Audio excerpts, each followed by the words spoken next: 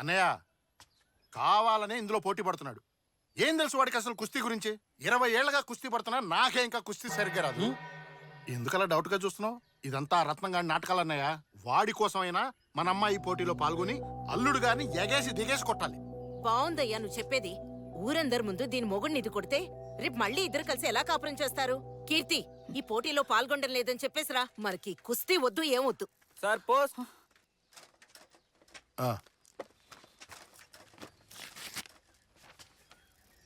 ఏంట్రా అది? పొగరు కాకపోతే ఎంత పని చేశారో చూడు. డైవర్స్ నోటీస్ పంపించారు వాళ్ళు. ఆవేశపడద్దు అన్నారు. ఇప్పుడు కూడా ఆవేశపడకపోతే ఎలా?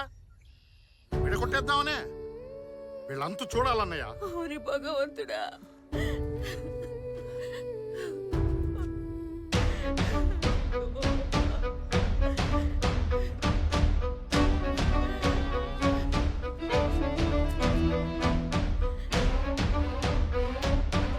ఈ పోటీలో నేను ఖచ్చితంగా పాల్గొంటాను.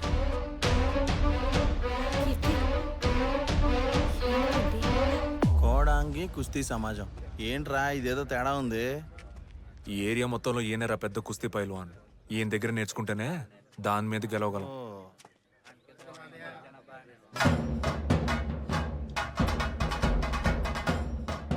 ఆయనరా కోచు.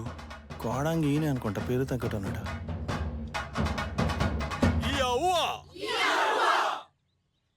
రా పిచ్చుకొక్కరిసినట్టు అరుతున్నాడు. ఈడేం కుస్తీ నేర్పిస్తాడు రా. ఏంట్రా నుంచుని చోట పరిగెడుతున్నారు?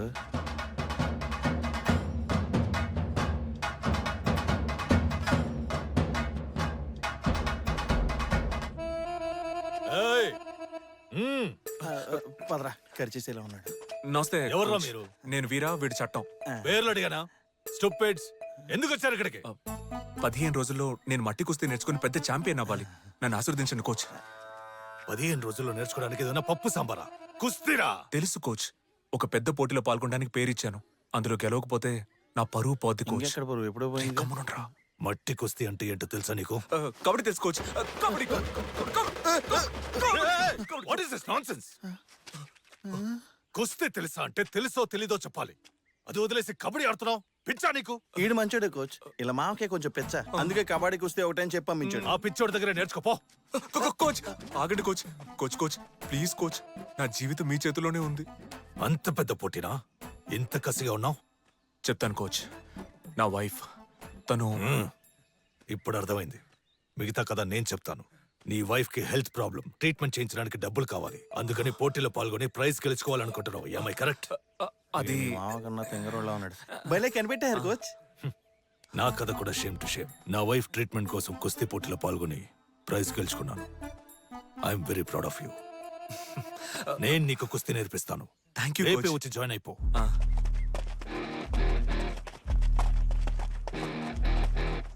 నువ్వు పోటీ పడేది నీ పెళ్ళంతో అన్న విషయం ఇది తెలిస్తే నిన్ను శతక్కొట్టి చెవులు మోయి. ఈ పోటీలు అవి వద్దమ్మా, చెప్పేది విను.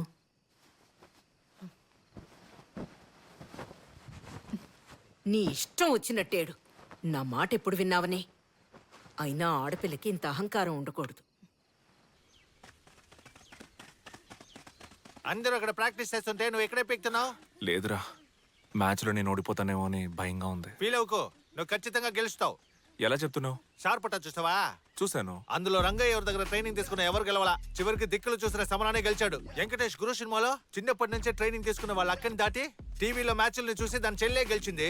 ఇంకోటి చెప్పనా, తమ్ముడిలో బాక్సింగే జీవితం అనుకున్న అన్న క్యారెక్టర్ కన్నా చివరి దాకా దిక్కులు చూసిన మన పవర్ స్టారే కప్పు కొడతాడు. దీనిలో నీతేంటి? మ్యాచ్ లో గెలవడానికి దిక్కులు చూస్తే చాలు. నువ్వు బాగా దిక్కులు చూస్తున్నావుగా.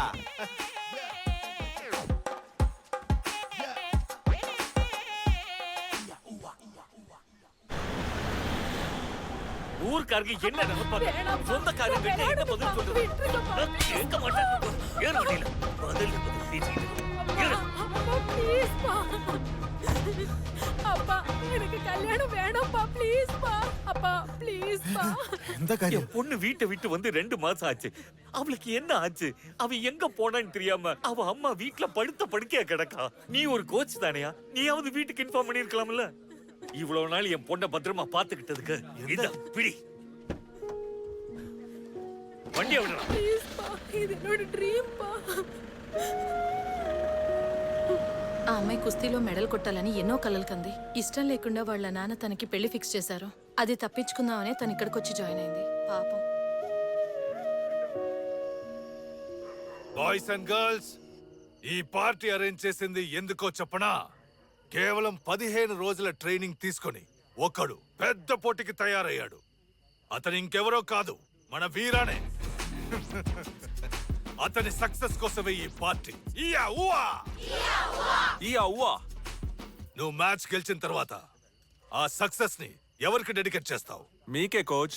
నో నో, నీ వైఫ్ కే డెడికేట్ చేయాలి నువ్వు. రేయ్, గెలిచినప్పుడు కదరా డెడికేట్ చేయాలి. ఓడిపోయే మ్యాచ్కి ఎందుకు గోలా? రేయ్, ఎక్కడికి? మెక్కడానికే. వస్తావా? కోచ్, వైఫ్ అండ్ వైఫ్ గురించే మాట్లాడుతున్నారు. మీ వైఫ్ చనిపోయి చాలా కాలం అయింది, ఇంకా ఆవిడ గురించే తలుచుకుంటున్నారా? రోజులు గడిచే కొద్దీ తన జ్ఞాపకాలతోనే బతుకుతున్నాను. తాగుతూ మృగంలా తిరుగుతున్న నన్ను మనిషిలా మార్చింది తనే. తన నాన్నకి నన్ను పరిచయం చేసి కుస్తీ నేర్పించమంది. ఒకరోజు పెళ్లి కూడా చేసుకుంది. అంతా తన ఇష్టమే. పిల్లలు లేకుండా కూడా ఉండొచ్చు, కానీ వయసు అయిపోయాక భార్య లేకుండా ఒంటరిగా బతకలేం. మీ మధ్య అసలు గొడవలు రాలేదా? నేను నీకు అక్కర్లేదు, నువ్వు నాకు అక్కర్లేదు అనుకున్న వాళ్ళ మధ్య అస్సలు గొడవలు రావు. నేను నీకు ఎంత ముఖ్యమో, నువ్వు నాకు ఎంత ముఖ్యమో అనుకునే వాళ్ళ మధ్య గొడవలు వస్తాయి. దాన్నే మొగుడు పిల్లల గొడవ అంటారు. మేము గొడవ పడని రోజంటూ ఉండదు. తిట్టుకుంటాం, కొట్టుకుంటాం. నీ పెళ్ళాం మెడలో తాళి కట్టిన క్షణం నుంచి నీ కుటుంబం అనే సామ్రాజ్యానికి తన మగటంలోని మహారాణి అవుతుంది. తన మాటే శాసనం. దానికి అనుకూలంగా నడుచుకోవడమే మొగుడు పని. ఈ రహస్యాన్ని అర్థం చేసుకుంటే కుటుంబంలో ఏ సమస్య రాదు. మీరొకరు కోచ్. చాలా ఇళ్లలో పెళ్ళాం చెప్పిన దానికి మొగుడు తలాడించిన గొడవలు వస్తానే ఉన్నాయి. ఒకళ్ళనొకళ్ళు అర్థం చేసుకునే ప్రయత్నంలో పెళ్ళైన మొదటి 10-15 సంవత్సరాలు ఇలాంటి చిన్న చిన్న గొడవలు ఉంటాయి. 15 సంవత్సరాలా? ఆ తర్వాత సర్దుకుపోతాయా? వెంటనే సర్దుకోవు. అప్పుడప్పుడు ఇంటికి వచ్చిపోయే చుట్టాల్లాగా అప్పుడప్పుడు ఇంకో 7-8 సంవత్సరాలకి గిల్లి కచ్చాలుంటాయి. అప్పుడైనా సర్దుకుపోతాయా లేదా? ఆ తర్వాత ఇద్దరికి వయసు 50-60 పైబడుతుంది. గొడవ పడ్డానికి ఇద్దరి ఒంట్లో శక్తి ఉండదబ్బాయి. ఆ క్షణం నుంచి మొదలవుతుంది ప్రశాంతమైన జీవితం.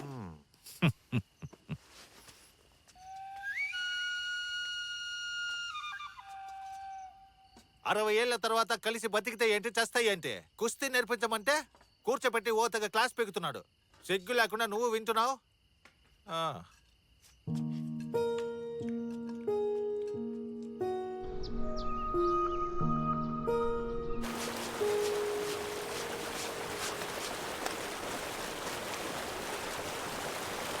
అతయ్య, మామయ్యలేడా? బయటికి వెళ్ళారు. ఇప్పుడు వచ్చేస్తారు, కూర్చో.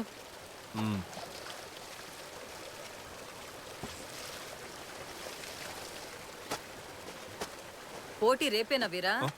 అవునత్తయ్య, రేపే. ట్రైనింగ్ బాగా జరిగిందా?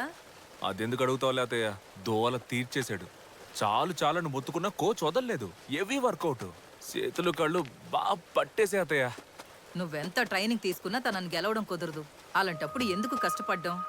స్ట్రైట్ గా మ్యాచ్ గా వెళ్ళిపోవచ్చు కదా. ఏందత్తయ్య, నేను ఓడిపోతానని ఫిక్స్ అయిపోయావా?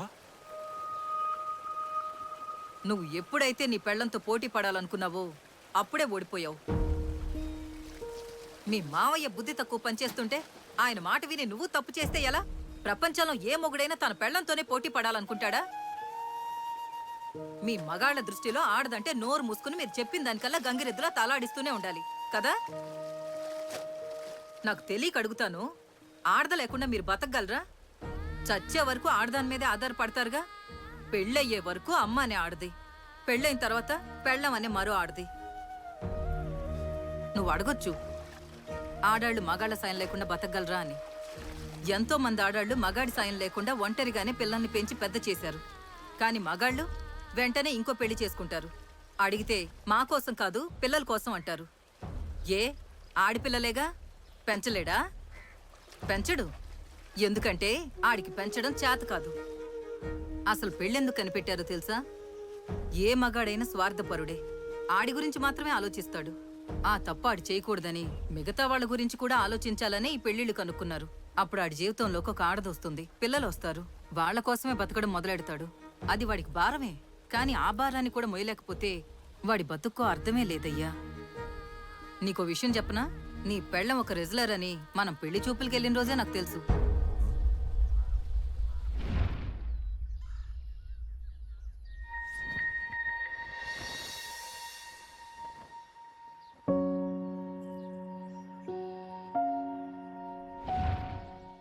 ఈ ఇష్యూ ఆ రోజే నాకెందుకు చెప్పలా? చెప్తే ఈ పెళ్లి చేసుకునేవాడివా? కీర్తి లాంటి ఒక అమ్మాయి నీ జీవితంలోకి వస్తే నీ లైఫ్ మారుతుంది, నువ్వు మారుతావని ఆశపడ్డాను. అందుకే నీకు చెప్పలేదు. వీరా, ఒకరోజు నువ్వు ఇంట్లో లేనప్పుడు కీర్తిని నేను గుడికి తీసుకెళ్లాను. రెస్లింగ్ని పూర్తిగా మర్చిపోయావా?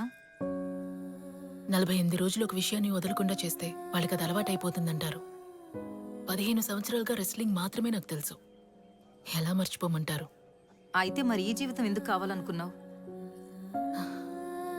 మనమందరం కుటుంబానికి కట్టుబడిన వాళ్ళం. కుటుంబమా కెరియరా అన్న చాయిస్ వచ్చినప్పుడు కుటుంబాన్ని చూస్ చేసుకున్నాం మనం. నువ్వు చెప్పేది నిజమే, కానీ జీవితంలో ఏదైనా సాధించాలనుకుంటే కుటుంబం గురించి అంత ఆలోచించకూడదు. దేన్ని పట్టించుకోకుండా ముందుకెళ్తూనే ఉండాలి. ఆలోచించడానికి ఇది బాగుంటుంది. మిగతా దేశాల్లో ఆడాళ్ళు పోటీలో విన్ అవడానికి ఆపోజిట్ ప్లేయర్స్తో తలపెడితే సరిపోతుంది. కానీ ఇండియాలో మాత్రం ముందు ఇంట్లో వాళ్ళతో ఫైట్ చేసి గెలవాలి. దాంతోనే సగం జీవితం అయిపోతుంది. ఇంకింట్లో వాళ్ళని ఒప్పించడానికి మిగతా సగం అయిపోతుంది. ఈ లైఫ్ మరి నీకు నచ్చుతోందా? నాకు ఆయన నచ్చారు. చూడు వీరా, నీకెంతో అదృష్టం ఉంటే కానీ ఇలాంటి భార్య దొరకదు. తనతో కలిసి బతుకు. కాదని మీ మామయ్య మాటలు విన్నావనుకో, జీవితంలో నష్టపోయేది నువ్వే. అత్తయ్య, నువ్వేనా మాట్లాడేది? నేనేం చదువుకున్నాననుకుంటున్నావు? 4వ తరగతేగా. BA in English literature. అబద్ధాలాడే మా బాబు మీ మామయ్య కట్టబెట్టాడు. రేపేగా మ్యాచ్. చూసుకుందాం, కేరళనా ఏపీయా? సరే మాట్లాడదాం, ఉంటానా? అల్లుడు ఎప్పుడొచ్చావు? ఇప్పుడే వచ్చాను మావయ్య. కాఫీ ఏమైనా వచ్చిందా? వద్దు మావయ్య, నేను బయలుదేరతా. ఏంటి అల్లుడు కాఫీ ఇవ్వకుండా ఏం చేస్తున్నావే? మాట్లాడుతున్నాను. నువ్వు పెద్ద సిస్టరు మాట్లాడుతున్నావు. పోయి కాఫీ తీసుకురాపా. 2 కాఫీ ఫుల్ స్ట్రాంగ్, 1 మీ 1 అల్లుడు. అల్లుడు కాఫీ ఫుల్ షుగర్, నా కాఫీ నో షుగర్. అర్థమైందా? ఓ పోయి తీసురా.